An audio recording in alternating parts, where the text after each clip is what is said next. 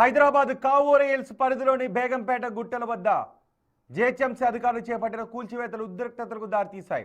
రోడ్డుకు ఇరువైపులా 15 ఏళ్లుగా సాగుతున్న చిన్న తరహా టిఫిన్ సెంటర్లను ముందస్తు సమాచారం లేకుండా తొలగించారని బాధితులు ఆవేదన వ్యక్తం చేస్తున్నారు. నన్నయ్య హోటల్ యాజమాన్యం ఒత్తిడి వల్లే తమ ఉపాధి దెబ్బతీశారని ఆరోపిస్తూ వ్యాపారులు సదరు హోటల్ ముందు నిరసనకు దిగారు. నోటీసులు ఇవ్వకుండా ఉన్న పరంగా కూల్చడం అన్యాయమని వారు వాపోతున్నారు. మరింత సమాచారం మా ప్రతినిధి వెంకట్ అందిస్తారు. గుట్టంపేటకు సంబంధించిన అంశంలో మొత్తం జిహెచ్ఎంసీ అధికారులు ఒక్కసారిగా వచ్చి మొత్తం ఇక్కడ ఉన్నటువంటి చిరు వ్యాపారులు ఏవైతే ఉన్నాయో చిరు వ్యాపారులకు సంబంధించిన హోటల్స్ కావచ్చు, లేదంటే పాన్ షాపులు కావచ్చు, ఇవన్నీ కూడా ఈ ప్రాంతంలో రోడ్డుకి ఇరువైపులా పెట్టుకొని గత 10-15 ఏళ్ళ నుంచి ఇక్కడ వ్యాపారం చేసుకుంటూ జీవనం కొనసాగిస్తున్నాం అనేది అయితే ఇక్కడ చెప్తున్నారు. కానీ ఉన్న పలంగా జిహెచ్ఎంసీ అధికారులు వచ్చి మొత్తం కూడా ఈ ఏదైతే ఈ వ్యాపారాలకు చేసుకుంటున్నటువంటి సముదాయాలన్నీ కూడా ఒక్కసారిగా కూల్చివేసినటువంటి దృశ్యాలు మనం చూసుకోవచ్చు. ఒకసారిగా మొత్తం కూడా ఇక్కడ వ్యాపారులంతా కూడా రోడ్ల మీదకు వచ్చి బైఠాయించినటువంటి సిచ్యువేషన్ కనిపిస్తుంది.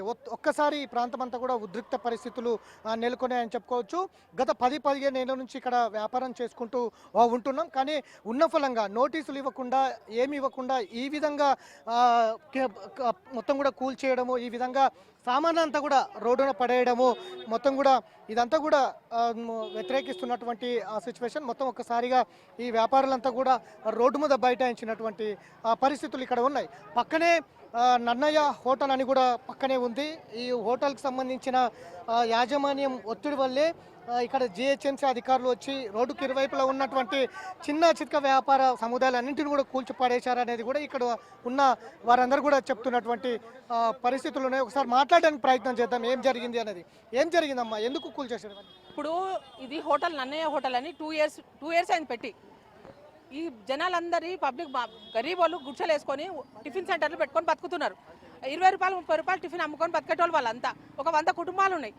ఈ ఒక్క హోటల్ గురించి నన్నయ్య హోటల్ మేము 15-20 ఏళ్ళ నుండి ఉన్న వాళ్ళని ఈ 2 ఏళ్ల కింద పెట్టిన టిఫిన్ సెంటర్ నన్నయ్య, వాడికి ట్రాఫిక్ లేదు, వాడికి పార్కింగ్ లేదు. పార్కింగ్ లేక రోడ్డు మీద పెడతాడని.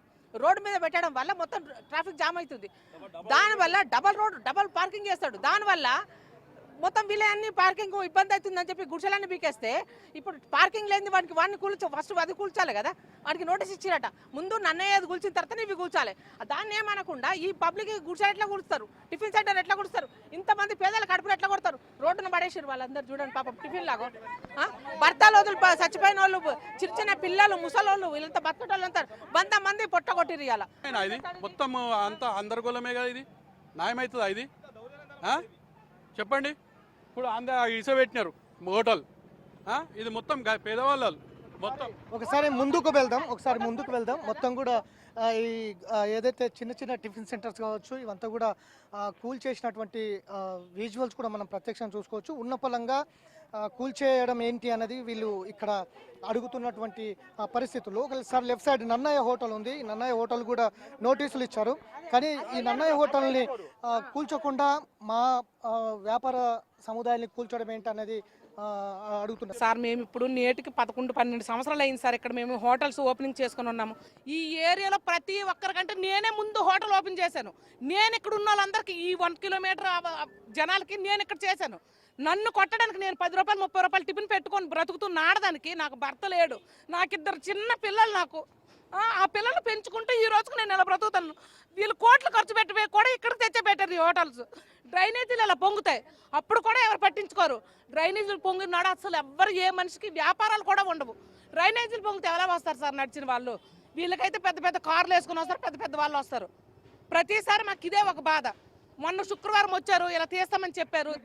నోటీసులు ఏం రాలేదు సార్. వాళ్ళు నోట్ జాయిన్ చెప్పారు, ఇలాగా తీసేయండి అమ్మని అన్నారు. సరే ఎప్పుడు అలాగే జరిపిస్తారు కదా. ఒక్కొక్కసారి వాళ్ళకి ఎప్పుడైనా ఇది వాళ్ళకి అవసరం వస్తే ఒక్కోసారి అంటారు ఆ మాట. సరే అన్నే సరే ఎవరు పెద్దవాళ్ళు మాట్లాడితే తగ్గిపోతారని అనుకున్నాం. మాలాంటి బ్రతుకులు కొట్టారు కదా అని ఒక ఉద్దేశం మాకు. కానీ వాళ్ళు ఇంత కొట్టేంత వరకు వచ్చి కొట్టేశారు కూడా. వీళ్ళు ఇక్కడ కనీసం ఈయన పొల్ల కూడా వేయడానికి వీళ్ళు ఇవ్వడం లేదు. సెక్యూరిటీ కూడా వీడు ఇక్కడ పనిచేసే సెక్యూరిటీ కూడా చాలా పవర్స్ ఎక్కువ సార్ల కంటే. వారి నన్నయ్య వాళ్ళ వల్లనే ఇవి కూల్చేశారంట. అదే అంతే, ఖచ్చితంగా అంతే. వాళ్ళు పార్కింగ్లు కానీ ఇచ్చుకుంటే ఇక్కడ తిరిగే ఏ ట్రాఫిక్ కూడా ఏ ఇబ్బంది రాకపోతావు. రాకపోను వాళ్ళ వల్లే వాళ్ళు ఇంచుమించు 3 రకాల ఇక్కడే కార్లు ఆపితే ఇక్కడే బైక్లు ఆపితే ఎలా సార్ అవన్నీ నిన్ను మా బ్రతుకులు ఏంటి సార్ మా చెట్టు కింద బ్రతుకులు సార్ మావి అవి ఏసీలో బ్రతుకులు సార్ అవి దానికి ఇంకా మేము ఏం చెప్తాం సార్ మాకు న్యాయం జరగాలి సార్ ఎలాగైనా సరే నాకు ఆదుకునే వాడు ఎవడు లేడు నా పరిస్థితి అది చిన్న చిన్న వ్యాపార సముదాయాలు ఏవైతే ఉన్నాయో అవి కూల్చడం ఏందనేది కూడా వారు చెప్తున్నారు. కాసేపు నన్నయ్య హోటల్ ముందు కూడా నిరసన తెలిపినటువంటి సిచ్యువేషన్ ఉన్నాయి. పోలీసులు కూడా ఇక్కడికి చేరుకున్నారు. వారి అందరినీ కూడా చెదరగొడుతున్నటువంటి సిచ్యువేషను. ఇక్కడ ఎన్నో ఏళ్ళ నుంచి ఉన్నాం. ఇప్పుడు మాకు న్యాయం జరగాలి, ఇది సరైన పద్ధతి కాదు. అనేక కుటుంబాలు రోడ్డున పడినాయి. మా పిల్లలు మా కుటుంబాలు ఇప్పుడు మా జీవనోపాధి ఏంటి అన్నది వీళ్ళు ఆవేదన వ్యక్తం చేస్తున్నటువంటి సిచ్యువేషన్ ఉంది. నిత్యం రద్దీగా ఉండే ఈ ప్రాంతం ఒక్కసారిగా చిన్న చిన్న వ్యాపార సముదాయ టిఫిన్ సెంటర్స్ అవివితో నిత్యం రద్దీగా ఉండే ఈ ప్రాంతం ఒక్కసారిగా మొత్తం కూడా మొత్తం కూల్చడంతో ఒక్కసారిగా ఇదంతా కూడా నిర్మానుష్యంగా అయినటువంటి పరిస్థితులు కూడా ఉన్నాయి. జిహెచ్ఎంసీ అధికారులు చెప్పజేయకుండా కూల్చడం పట్ల అయితే ఈ కాలనీ వాసులందరూ కూడా మొత్తం కూడా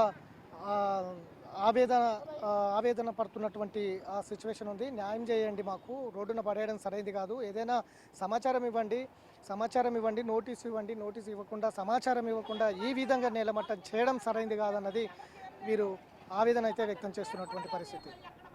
వీడియో జర్నలిస్ట్ హరీష్తో వెంకట్, బిగ్ టీవీ, హైదరాబాద్.